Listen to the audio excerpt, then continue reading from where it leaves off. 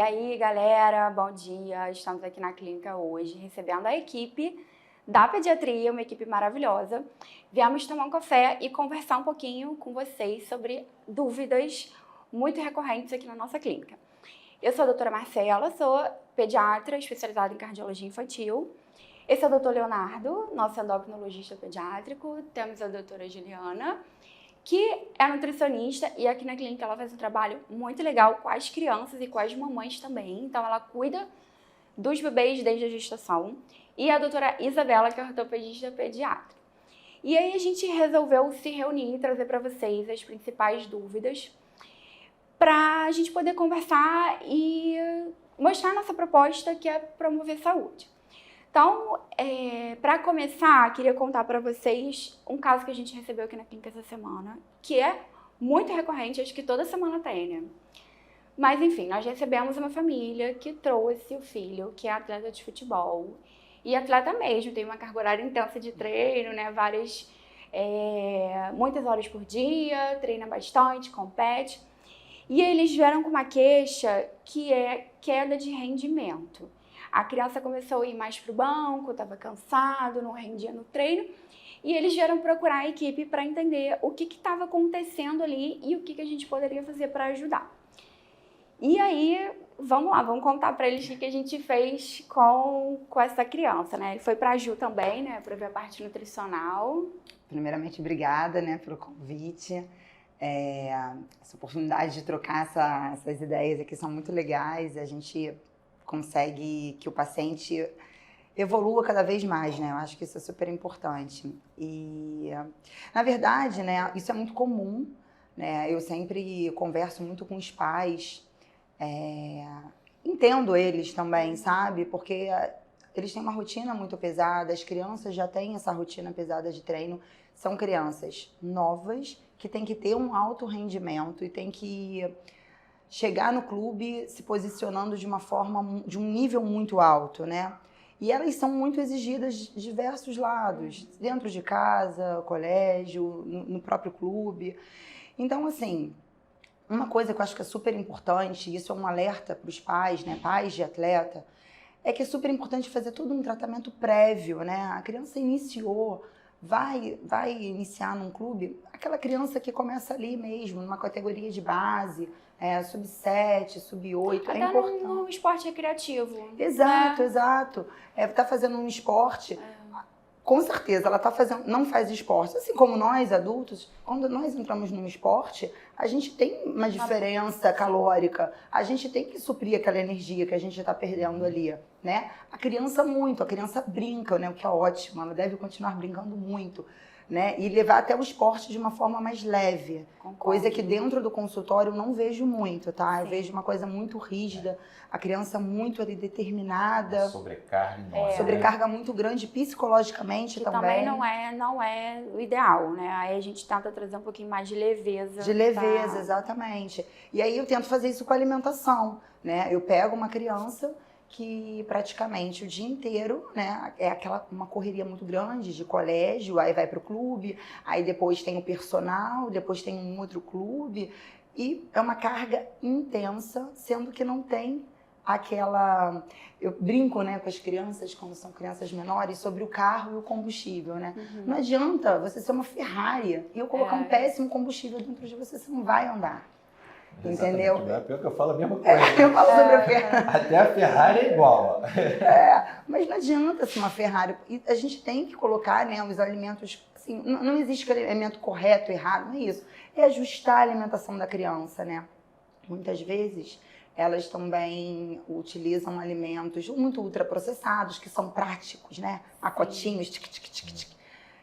E aí, aquilo não vai dar um rendimento, não é aquilo que ela precisa naquele momento. Aí a gente tem que fazer adaptação. E ver o que ela precisa para ter a sua melhor versão em campo, né?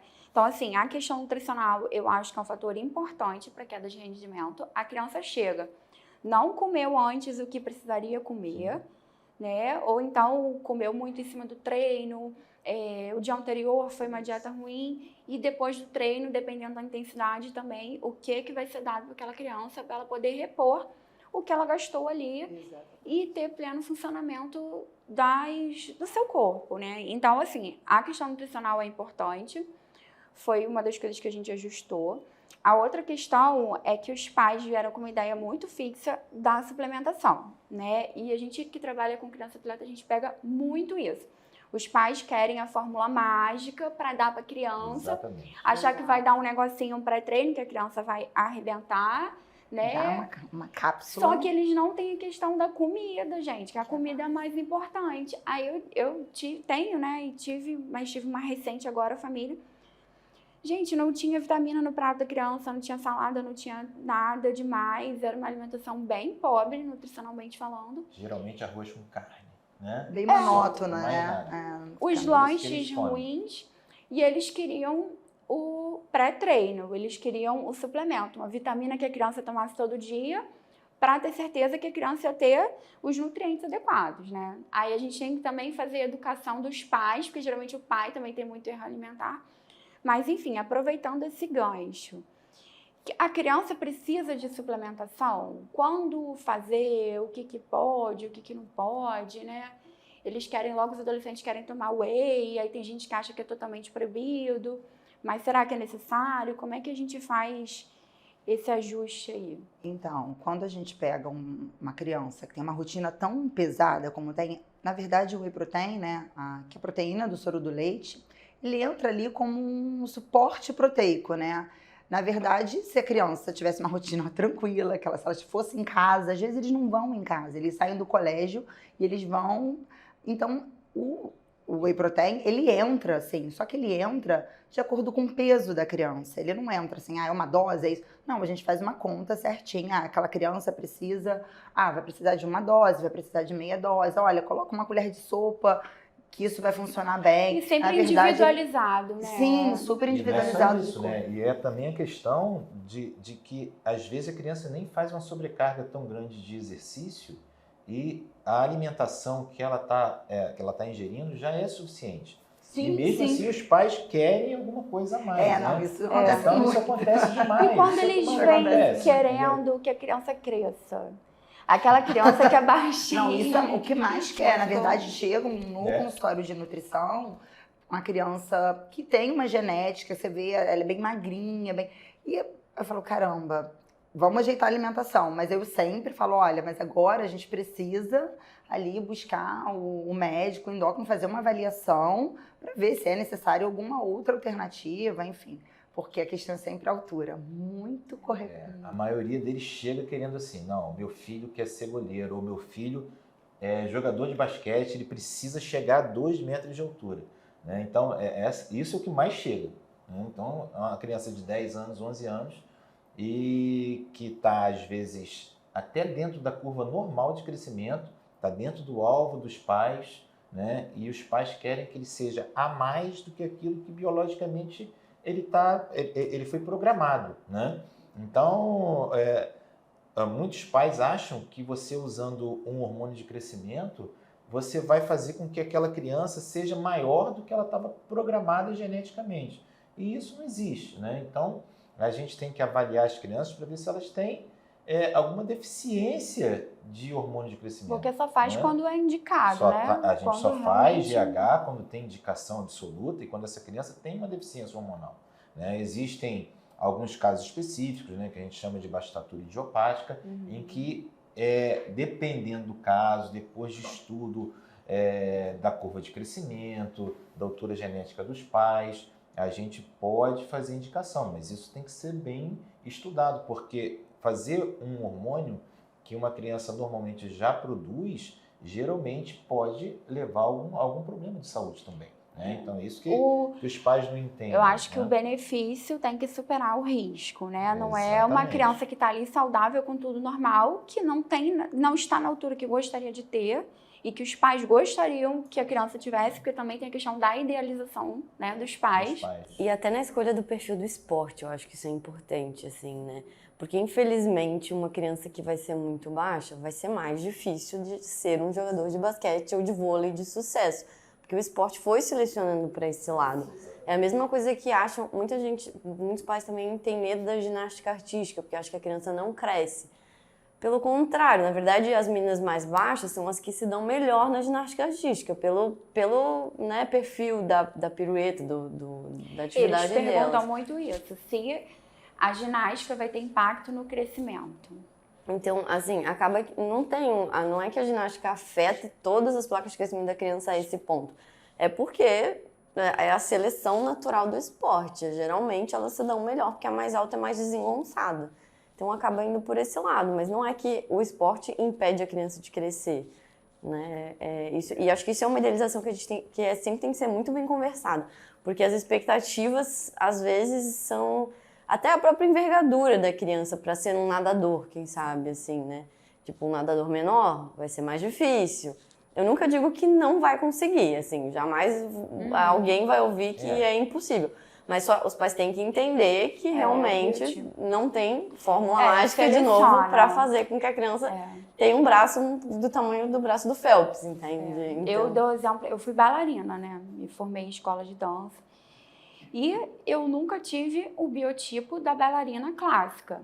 Gostava, o balé clássico é base para as outras danças, é maravilhoso, eu amo ainda. Mas tinha exercícios que eu sentia dificuldade por conta do biotipo, que aí você trabalha o equilíbrio, você tem que sustentar o peso do corpo todo na ponta dos pés. Então, as meninas mais leves têm maior facilidade. E eu acabei indo para outras modalidades da dança, para o sapateado, para o jazz, né? Não levei o balé como a parte profissional. E aí, essa questão que você falou é importante, que eu acho que assim, a gente tem que buscar o equilíbrio, né? Então, assim, tem o grupo de crianças que fazem esporte de maneira recreativa, que até a orientação de quanto de exercício que aquela criança pode praticar dentro do que é considerado saudável, porque o excesso de treino, ele também pode causar consequências. E aí a gente tem que lembrar que a criança que escolhe ser atleta, né, a gente dá o suporte, porque isso também pode ter adaptações, né? Na parte cardiológica, eu vou olhar as adaptações cardiológicas. Aí tem a parte das lesões. Eu não sei como é que se você pode falar um pouco pra gente, assim, o atleta, ele lesiona mais que a criança que faz atividade recreativa? Então, a resposta é com certeza, né? Até pelo número de horas em que ele se expõe ao fator de risco, que é um esporte de contato, algo assim, né? Então, assim, eu sempre falo isso também. O esporte de performance não é saudável. Se eu quero um esporte para saúde, eu não quero uma criança atleta. Eu posso ter uma criança esportista, né, que vai treinar durante todos os dias. Então, eu vou pegar, eu tenho um atleta. Aí a gente tem que cobrir todas as bases para lesionar o mínimo possível. Então, a prevenção de lesão na criança atleta, hoje em dia, é comprovadamente o mais eficaz para ter uma longa vida esportiva, né? Para ela ser um adulto atleta também. Porque não adianta eu ter o meu pico muito cedo e depois eu não consigo sustentar lá depois. Porque a gente tem hoje trabalhos relacionando justamente isso. As crianças que têm início precoce no esporte de alto rendimento, elas saem mais cedo do esporte. Elas não permanecem. Então, a Sociedade Americana de Pediatria, ela fala muito isso. Da questão de você retardar um pouco a profissionalização. A gente sabe que tem esporte que a profissionalização é precoce, ginástica, patinação, que a criança tem que começar cedo para poder ter performance. Mas para as outras crianças, eles botam até uma idade mais ou menos ali em torno de 12 anos. Mas, enfim, eu acho que tem que ter o equilíbrio. E aqui a proposta da clínica, né, a proposta de a gente ter montado essa equipe é justamente essa. A gente vai dar o suporte tanto para a criança que faz de forma recreativa, né, o esportista, tanto para a criança que quer ser atleta, que já decidiu isso, né, que a decisão não passa pela gente, passa pela criança, pelos pais, que a gente vai dar um suporte para essa criança, né? E aí, desde a criança que é atleta, que tem alto rendimento e é saudável, aí entra o doutor Leonardo com as questões das crianças diabéticas, dislipidemia, que a gente trata em conjunto, né? Obesidade. Que é o que mais acontece, e a gente tem muito atleta que começa na vida esportiva e eram crianças obesas, né? Sim. Então, essas crianças que começaram a emagrecer, viraram esportistas até para a saúde, e a gente vê evolutivamente assim, né? Viram atletas diabéticos, eu tenho vários pacientes diabéticos que viram atletas de alta performance. Por quê? Porque chegou um ponto que foi diagnosticado diabetes, achava-se que aquilo era o fim do mundo e, na verdade, foi o início de uma vida. Foi o início. Né? De uma vida saudável, de uma alimentação saudável, de fazer um exercício saudável, de melhoria no âmbito da família, né? Então, quantas vezes a gente já viu até um filho que ficou diabético com 10, 12 anos salvar a vida de um pai e de uma mãe que eram obesas, que eram tinham dislipidemia, hipertensos, e que a família inteira passou a ser saudável, né? Exatamente. Então, tudo isso passa por uma vida saudável. Então, a gente às vezes acha que uma obesidade, um diabetes, isso pode gerar, iniciando o tratamento, gera saúde, né? Eu vejo isso muito, assim, é muito legal quando a criança leva a família inteira, né, para um ambiente mais saudável. Porque as crianças se espelham muito nos pais, né, no que comem. Eu vejo isso no consultório muito comum. A criança não come nada e eu pergunto alguma coisa pro pai, pra mãe, aí o pai se espelha no pai também. A criança se espelha no pai, aí o pai não come nada, ele fala disfarçado, ele fala pra mim escondido, não como isso. Eu falei assim, olha, vamos tentar, né, porque isso é importante, de fato, é o espelho, eles levam isso. É muito surreal, os pais querem que a criança sente ali com um prato super colorido, só que o pai tá sentado do lado com um prato que só tem alimentos quando a gente fala sobre quando a gente fala sobre a questão da cor do prato, né? Eu sei que isso é muito batido na nutrição há muito tempo. Prato colorido. Mas é muito importante.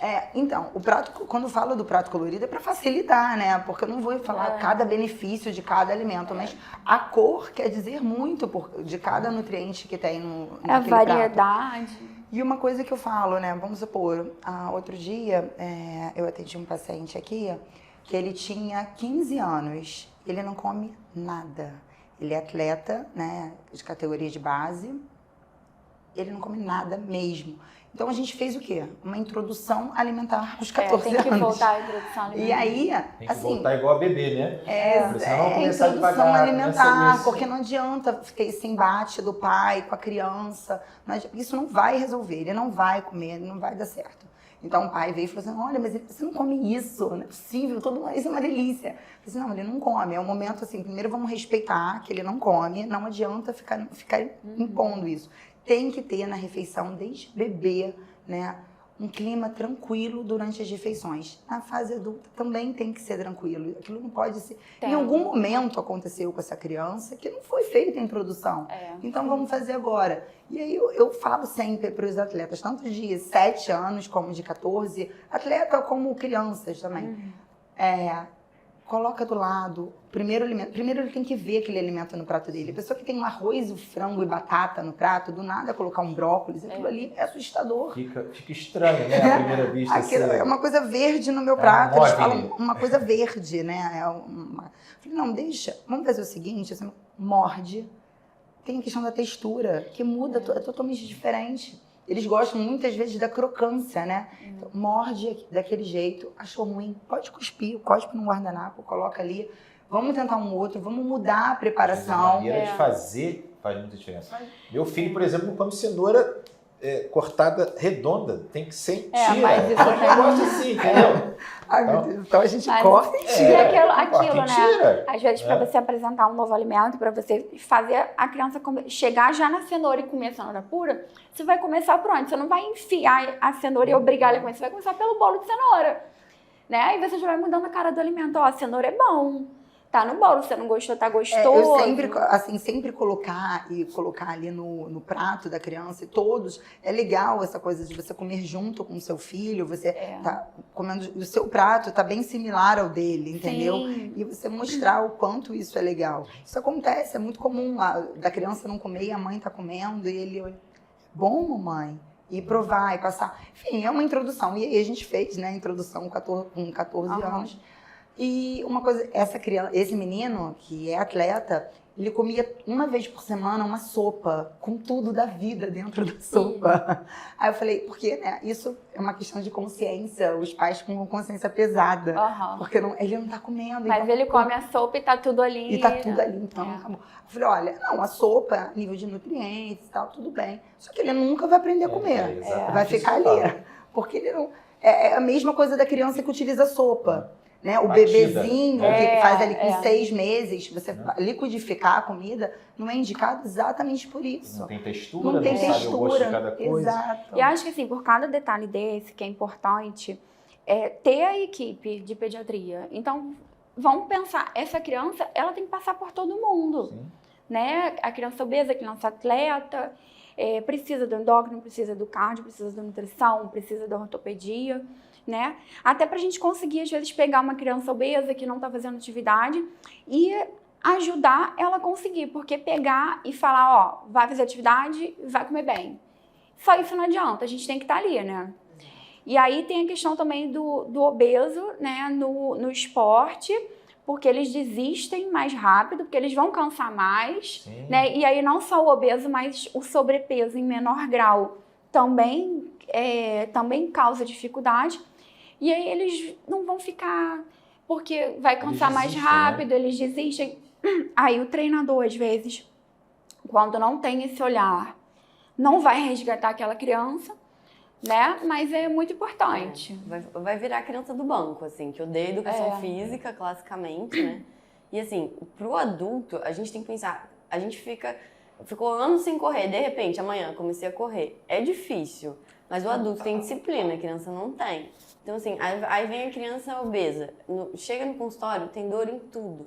Eu tô enfrentando essa epidemia de criança com dor em joelho e com dor lombar, que, gente, é surreal, não pode existir isso, sabe? Então, aí chega a criança na minha frente, aí a mãe falando, ah, não, mas ela brinca. A criança não consegue puxar brinca o ar, parada, sabe? Então, brinca assim, sentada. Aí tu olha e pensa assim, não, a gente tem que começar. Aí a mãe, não, mas ela não aguenta, aí eu tiro do colégio, aí ela não vai pra, né? Não, pelo contrário, você tem que fazer toda uma fase de adaptação e precisa de um acompanhamento. Nesse caso até da criança obesa, acho que até principalmente endocrinológico, cardiovascular e ortopédico, no sentido de que os pais têm muito medo porque a criança tem dor. Tem dor no pé, no joelho, começou a correr, tem dor, é óbvio que vai ter dor. Sim. Ela tem uma sobrecarga absurda naquela articulação. E não tem musculatura, né? E não tem musculatura Os nenhuma. obesos então, assim, têm mais, o percentual de gordura enorme, não tem músculo nenhum para sustentação. Então, né? Qual que é o esporte adequado? Balé? Sim, pode fazer balé. O esporte adequado, que costumo falar no consultório, é o esporte que a criança vai fazer e que o pai vai levar. Que a criança gosta, né? A criança quer fazer patinação no gelo e ela mora no Rio de Janeiro. Então, infelizmente, vamos pensar numa praticidade disso. E tem que começar, urgente. Então, o esporte é remédio. Eu olho assim, mãe, ela vai morrer com 50 anos se ela não começar a fazer atividade física agora. Porque se tu põe esse drama de tudo que espera, assim, né? A gente que já atendeu adulto um dia e enxerga essa criança amanhã, eu acho muito importante expor essa realidade também, assim, né? Qual que é o envelhecimento que eu quero pro meu filho já? Então, não só pensando no atleta, pensando na criança, né?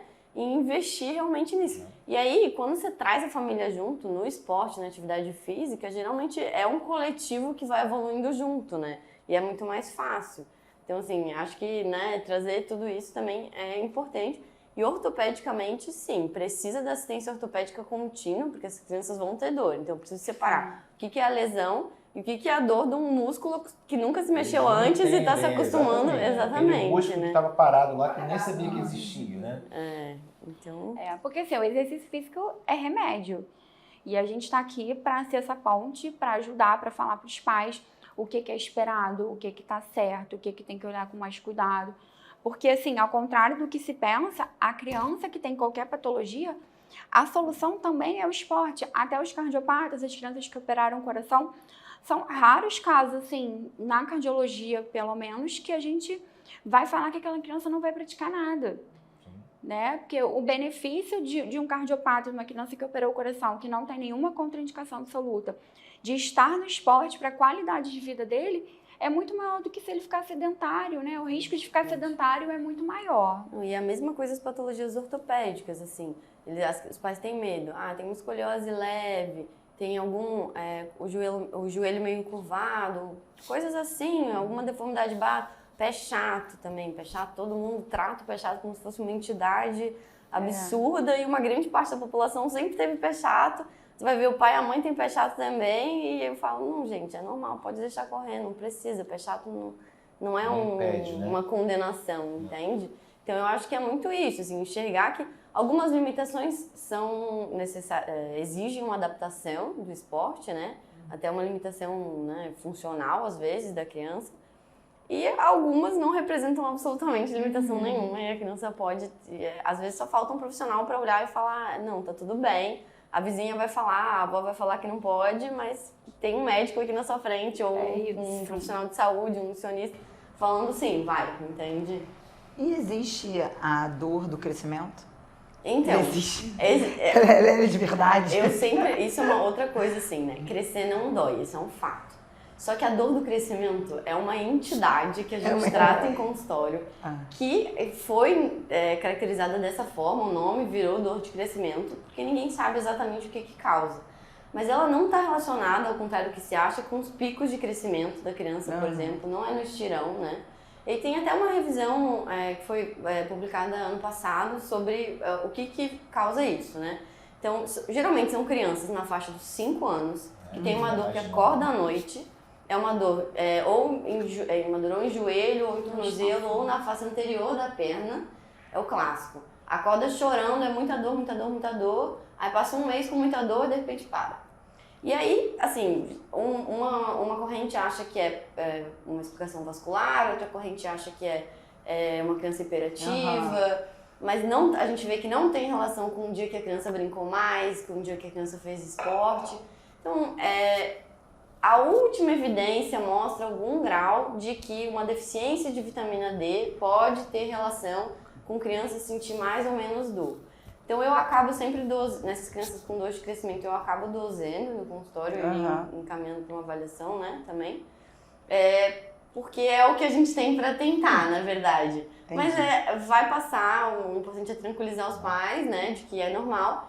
E o mais importante também, fazer o diagnóstico de que é só uma dor de crescimento e que não tirar as outras possibilidades. Então, assim, né, porque é um diagnóstico de exclusão, assim, né? Uma criança que chora de dor e que não brinca de dor, tem que acender uma luzinha vermelha e pensar se não é alguma outra coisa. Não, minha pergunta foi exatamente por isso, porque eu vejo às vezes tudo é dor do crescimento. Falei, gente, será que isso é dor do crescimento não, mesmo? Precisa de uma avaliação, assim, eu sempre digo, eu peço um laboratório completo para excluir, porque assim, né, você tem que pensar no pior também, às vezes, né?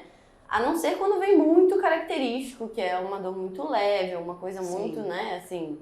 Mas, no geral, precisa de uma avaliação profissional para ter essa tranquilidade de falar, olha, é isso. E de que não é nenhuma outra, né, patologia que precisa ser tratada rápido até, né? Eu tive muita, quando eu era pequena, né? Balé, ó. Muita dor de crescimento. E tem uma tendência genética também. É. A gente vê também que os pais de crianças que têm dor tiveram. Vamos ver minha filha. Ai, meu Deus, sua filha. É. Geralmente não tem vermelhão, não tem Não, inchaço, não não tem tinha nada, nada. né? Não tem É uma nada. dor. E é uma dor que vem, passa sozinha. Isso. Enfim. E aí, é isso, né, gente? Eu acho que é estarmos unidos aqui, incentivando o esporte, né? Eu vejo hoje pais com muito medo de fazerem coisas básicas, de botarem a criança numa musculação, que acha que, nossa, é a pior coisa do mundo, criança, adolescente não pode ir pra musculação. E muito pelo contrário, a gente vai levar a criança para academia, muitas vezes os pais nessa fase de adolescência, que naturalmente eles começam a ficar mais introspectivos e quererem o espaço deles.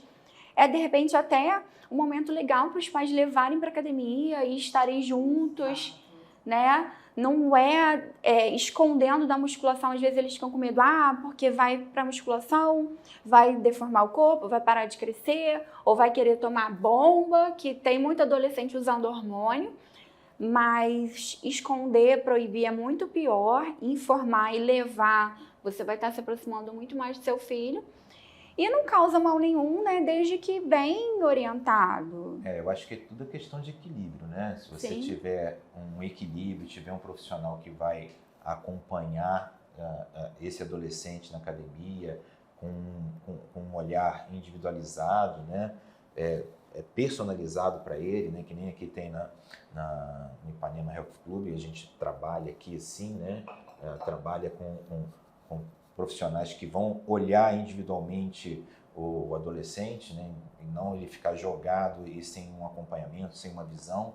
Eu acho que essa é a questão. Acho que tem que fazer, principalmente atletas de alto rendimento, né, Mas eu acho que o equilíbrio e um acompanhamento individualizado é essencial nesse período da vida, né? Então, não é para fazer academia com qualquer profissional. Indiscriminadamente, ficar sozinho na sala de exatamente. musculação, né? O objetivo não é esse. O objetivo não é esse. O objetivo é fazer um trabalho individualizado, inclusive para o objetivo que o adolescente quer. Se ele é de alto rendimento, é para emagrecimento, né? A gente vê muito adolescente obeso, como a gente já falou, eles têm muita deficiência muscular, principalmente em membros inferiores, eles sentem muita dor quando começam a fazer exercício, eles precisam de um preparo para começar a fazer essas atividades, né?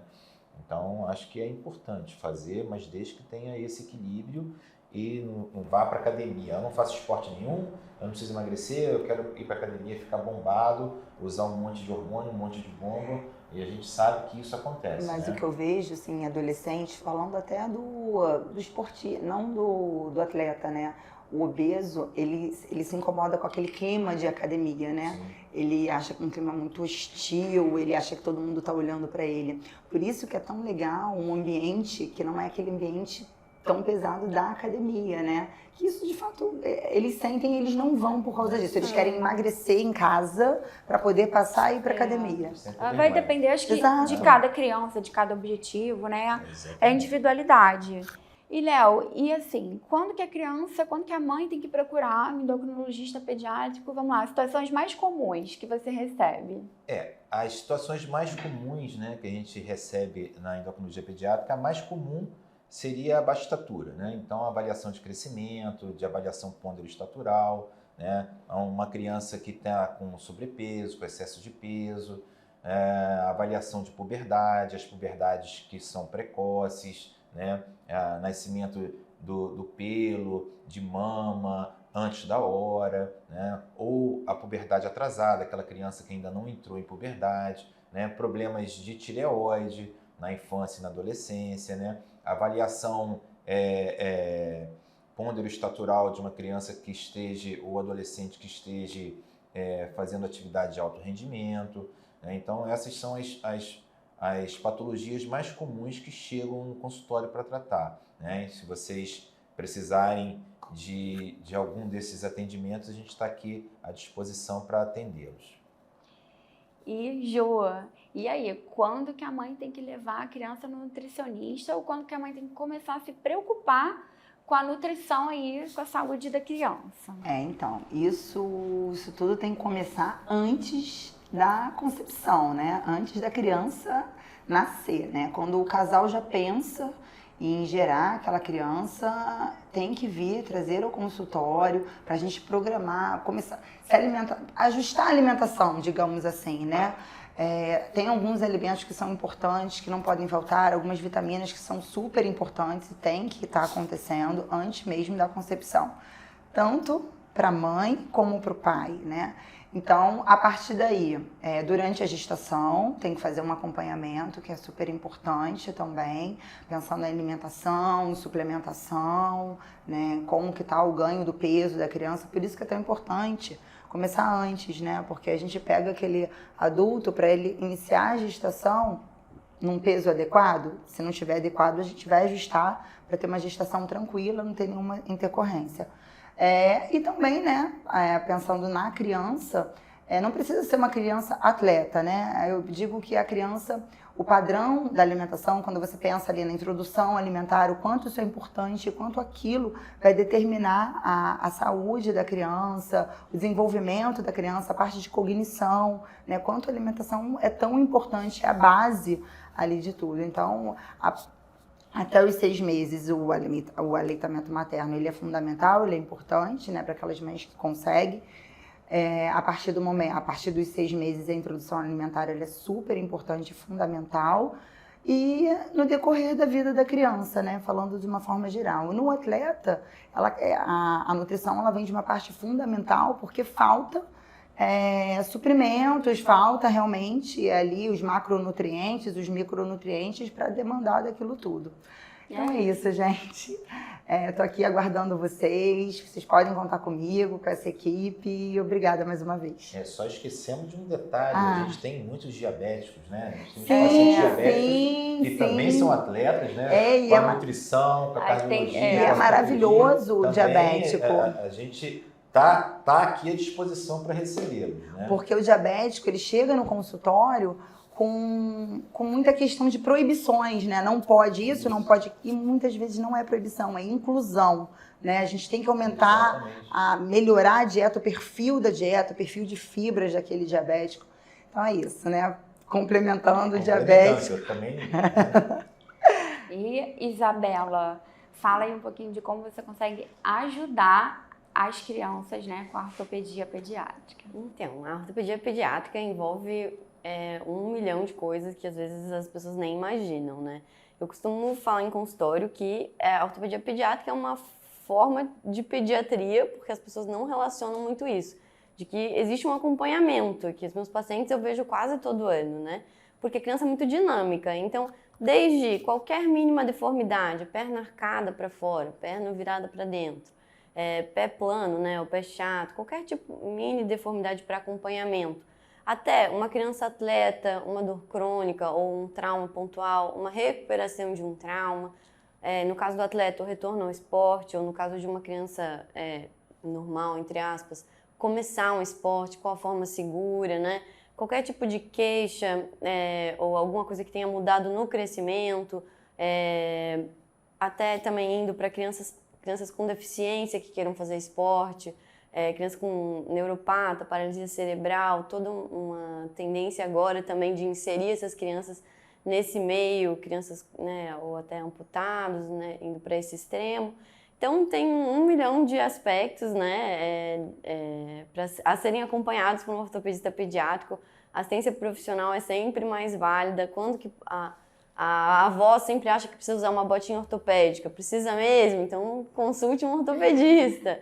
E assim, por aí vai, né? Acho que é isso, a gente está à disposição para ajudar, né? E o esporte cura, exercício é remédio e a ortopedia tem que mandar se mexer agora e a gente tem que sempre focar nessa nova corrente a partir de agora também. É isso, maravilhoso. Na cardiologia infantil, eu sempre falo para vocês, né, a primeira avaliação do coração da criança é feita ainda na gestação, com o eco fetal, que é um exame que o obstetra pede durante o pré-natal. Então, já é a primeira avaliação que nós vamos conseguir ver aquelas malformações graves, que a gente vai ter que orientar o nascimento da criança, que não vai poder nascer em qualquer maternidade, para ver como é que vai acompanhar aquele caso. E aí, no crescimento todo da criança, tanto das crianças que nasceram com problema de coração, tanto daquelas crianças que tiveram qualquer condição, que adquiriram algum problema cardíaco, e nos atletas também é muito importante, tanto para quem vai começar a atividade, que a gente precisa sim fazer uma avaliação antes, para saber se seu filho está com saúde para praticar. A gente sabe que hoje tem condições patológicas no coração que elas vão ser aumentadas, vão ser potencializadas para o exercício físico. Então, eu preciso te dizer se aquele coração está ok para o exercício. E isso a gente faz não só com uma anamnese com eletro, que essa avaliação básica só pega cerca de 70% das patologias, mas a gente faz uma avaliação completa aqui na clínica. E também acompanhar os atletas, as crianças mesmo de alta performance, que a gente sabe que adapta o coração se remodela, o coração cresce, não um crescimento patológico, mas um crescimento fisiológico esperado para quem faz esporte, que todo mundo sabe que o adulto tem essa adaptação. E as crianças também têm. Eu tenho crianças que têm coração bem adaptado e bem grande e que às vezes vão fazer avaliação fora e vem lá com um laudo de coração grande, a mãe fica desesperada e a gente está aqui para poder saber quando que é do esporte, quando que é patológico e orientar, ver como é que a gente vai acompanhar. E é isso, acho que foi nosso café aqui, nosso bate-papo foi maravilhoso.